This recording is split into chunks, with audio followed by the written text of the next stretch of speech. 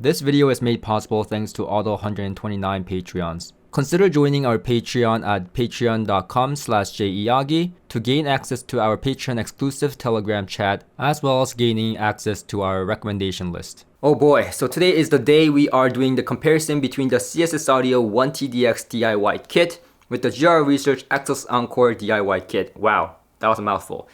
But these DIY kits do come in a finished pair, like fully assembled and everything like that. And they also come in a DIY kit form. And I'll explain the price differences for each of these speakers in this video right now. But before I do, I want to just let you know that there is a guest coming over, my friend Nova. He writes music and he also writes film. So he's going to be coming over and doing the blind A/B test with me. Now these blind A/B tests are not perfect. We do our best to volume match everything and all that stuff. But this is just for fun. By no means, don't compare us to Harman and stuff like that. You know, we don't have the facility here to do that. These are just for fun and more for ourselves, really, right? So let's take you on the journey. Now, first of all, before I do, let's talk about pricing. So finished pair, strictly talking about finished pair delivered to you, you don't have to do anything.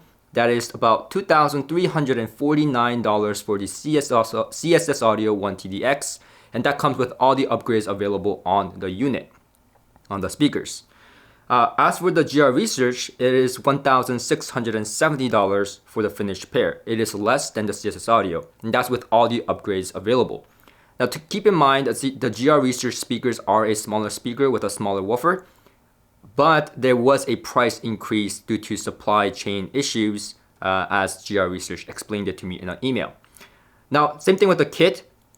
The kit for the CSS Audio is actually $1,334 with all the upgrades, while the GR Research is $935 for a kit with all the upgrades. But for this comparison, I wanted to make the price closer, right? So that it makes sense as a kit. So I actually put in the non-upgraded crossover for the CSS Audio, bringing the price down to $934. So if you get the CSS Audio without the upgraded crossover, meaning just the standard crossover with the Dayton Audio parts, which is still pretty good, then you get the price at $934 instead of the $1,334, which means now we're comparing $934 kit to the $935 kit, with the CSS Audio actually being $1 less than the GR Research speakers. So that's the comparison we're doing today, so that is more leveled in terms of pricing. So hopefully that made a little bit of sense. If it didn't for you, then I'll list all the pricing at the time of the review, because you know, who knows, price increases these days. So I'll list all the pricing at the time of this review in the description below and in the pinned comment section, so you can check it out for yourself and make sense of the math, because you know, everyone knows Jay's math is perfect, right?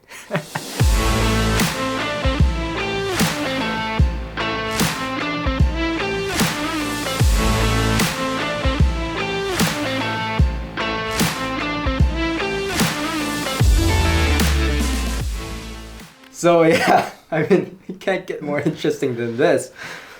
I mean, so the results, right? I chose the CSS Audio, which is beside me for a reason, I chose it 8 out of 10 times. And you? I chose the GR Research 9 out of 10 times. So I mean, make of that what you will, guys. Make that what you get. End of the video. Okay, no, so I do want to preface some things, right, before we get into the reasons as to what we heard and what we chose and stuff like that. So the advantage was given to the GR Research heavily this time. And that's mainly because of the chat I had with Danny through emails. He told me that in my Sonos Faber Electromotor 3 and the GR Research comparison, not in an aggressive fashion, right? But he approached me and he said, you know, Jay, you're kind of bottlenecking the GR Research XLS Encores because those were made to be 4 or 5 feet away from the wall. Which I was like, whoa, okay, it's a lot, but I get it. You know, he's prioritizing in the upper ranges, mid-range and high frequency, and not so much the bass. So he focused on the depth perception and the width, the sound state, the separation and stuff like that.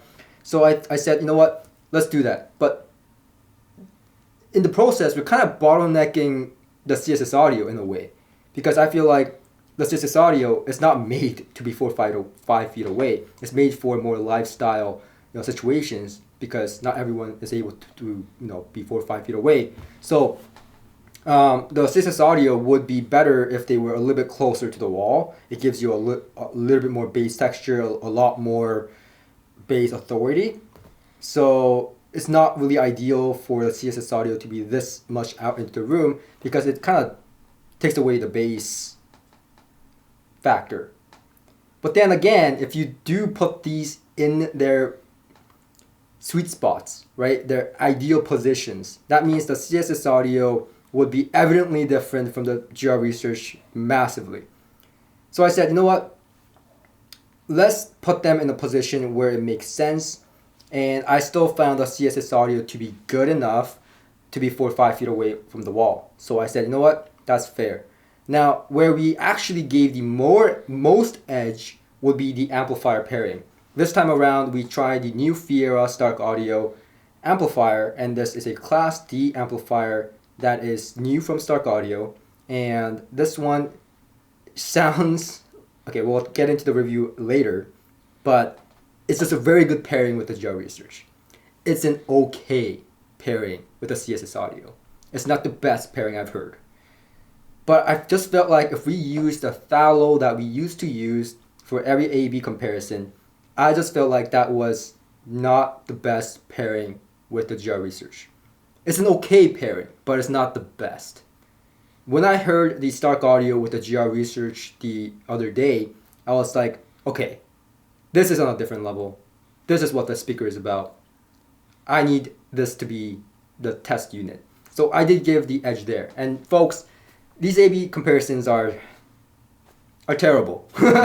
They're terrible. I mean, there's so many things that you have to consider, right? Amplifier pairing, you gotta find an amplifier pairing that is ideal for both speakers, and then you have to find the right spot for both speakers that would work. It's never the case both are optimal, like optimal versus optimal. That's almost impossible to do for a lot of logistic reasons. And unless you have a facility like Harman, it's just almost impossible to do. So that's just prefacing it there.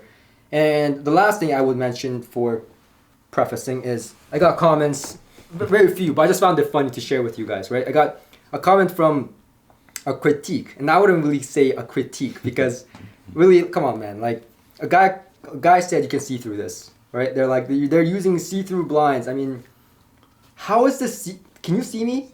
Hey, Noble, can you see me? There's man? no way. And then another comment said I can peek through the cracks, because the blind was like this before. I can see through the cracks, right? Somehow, even though this is like this, I can see through I can't even see my fingers. But apparently I can see through the cracks to see the speakers that's on the ground. So this time I said, you know what, fine. So we ripped it in half, ripped it even further, and now it's covering, if you see the actual full-length video in the description below, we are doing this. It's covering a half of our faces, so there's no way. And we still got consistent results. So take that for what you will. We're not bullshitting this, right? We still point. The whole thing is entertainment, right? This whole thing is about us A-Bing and seeing what we prefer. It's about our journey. So, and whoever, my guest, right? In this case, Sean Nova, the man, the one and only, the creator. He makes music, right? And film. A man of many talents. So, anyways, let's get straight to it. Why did you pick the GR Research? It's tough. I mean, they were super close, and some songs more than others I had such a hard time picking. But I kept going towards the GR Research, I think, because there was a depth there that the CSS audio didn't have. And in that depth, I kind of noticed that when there was multiple vocals and instruments and things stacking on, I really could tell, the imaging and everything, where it was standing in relation to the sound and in relation to myself.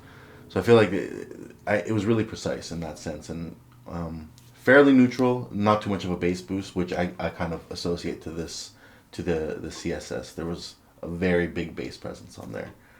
So I went with this one because it just sounded more natural to what I'm used to. Yeah. So like even 4 or 5 feet away, like I said, the CSS audio has more bass. Much. imagine you put this a little bit closer to the wall, much more bass. But anyways, getting into why I picked the CSS, right? I purposely chose tracks, if you notice, that didn't have much bass presence. And that was on purpose because I didn't want that obvious factor, oh, this is CSS audio. So I picked tracks that were more like female vocals, male vocals, electric tracks, that were guitar tracks, that were more pertaining to the mid-range and the high frequency. And that way it was very hard. I made things difficult for myself, right?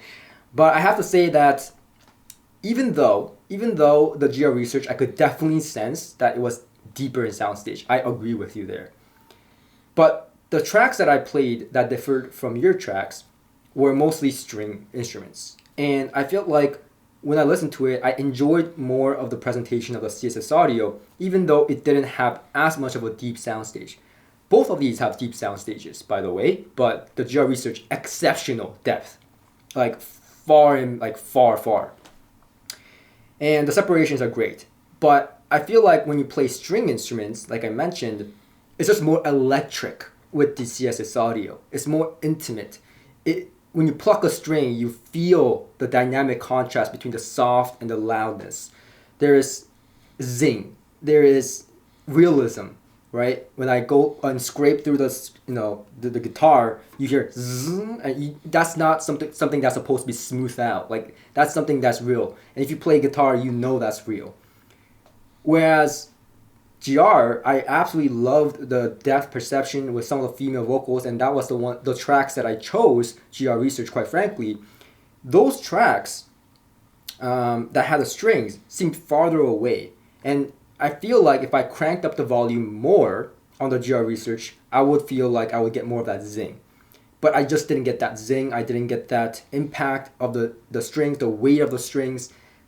It didn't feel realistic. It felt like I was listening to a very good high-end system. That's high praise, by the way.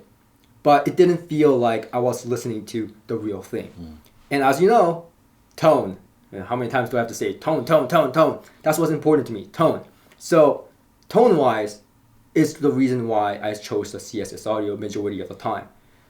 Majority of these listening sessions, by the way, I look for tone. The other day, Vincent Belanger looked for sound staging, just like you did. And that may be important to you, and that may be something you're looking for. If you're looking for a deep sound stage, that may be GR Research. But if you're looking for tone, I think the CSS audio has it more right. So it really depends on what you're used to. Like, if you've never played guitar, and if you don't care about string, how it sounds, you just want it to sound smooth and pleasant all the time, then GR Research. And that's why if you see the video, I had such a hard time picking one or the other, because the CSS audio, while it was more accurate, the GR Research had more depth. And I was like, it's a trade-off. Like, I wouldn't say one is better than the other. It just depends on the track. It depends on what you're playing. It just so happens to be the music that I played this time around seemed to fit the bill more for me with the CSS audio, even though we took the bass out of the equation. Now, if we put the bass back into the equation, that's a different story, right? It would be too obvious, and that's the main reason we didn't do that way. So a lot of these A/B tests are flawed, folks. I mean, like, imagine doing optimal versus optimal. There's no way we can do that in a blind A/B test unless you have the facility like Harman, right? So yeah, other than that, any keynote differences? I mean, the GR Research does cost less. That's impressive. For the price point, I would be happy with either of these in my system. They both have their strengths, very minimal flaws, if any. They're both just really solid speakers for sure. But you would still pick the GR if you had the money to buy them. Yeah, I feel like just for my sound preferences and the type of music that I listen to, like, some of it's not the best mixing and mastering in the world. It's a lot of hip hop, and some of that stuff doesn't have the best production, not like audiophile level production. So I feel like this could be just a smoother listening experience for those types of songs. Right. Last question I have for you, though, right, is you were here when Vincent Belanger was here, where we were listening to the Stones Faber versus the GR Research. Yeah. And every single time you were like just shaking your head, going like, no, the GR Research, the tone, the presence.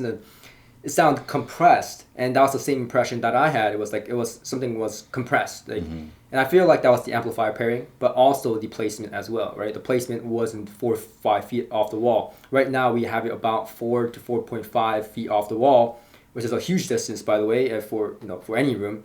But we're able to do that here, thankfully. And so, would you say that what was a change like? There was a definite significant change.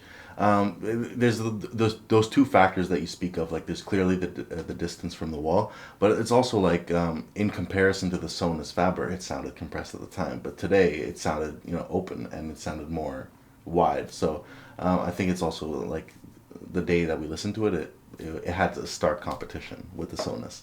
But yeah, like with this one, it's fairly even. Yeah, I feel the same way. Like, that's one reason. I know some people may be like, why did you give the edge to the GR Research in placement? And I'm just like, well, when I heard it after pulling it out from the room, I was just like, well, I'm not going back, right? Like, I'm not going back. So, I know the CSS audio, is a good boy. I know it can handle a little bit of abuse. So I took it out of the wall and said, hey, deal with it, right? Mm-hmm. And it still did well, and I still preferred it. I honestly was shocked that I picked majority. I thought I would be pretty split. Honestly, I thought I would be pretty split. And that's the beauty of these blind A/B tests. You find things about your preference that you didn't know before. Because I heard these speakers in the same spot when we were doing the white noise test and stuff. I played tracks to make sure they were the same level and stuff like that.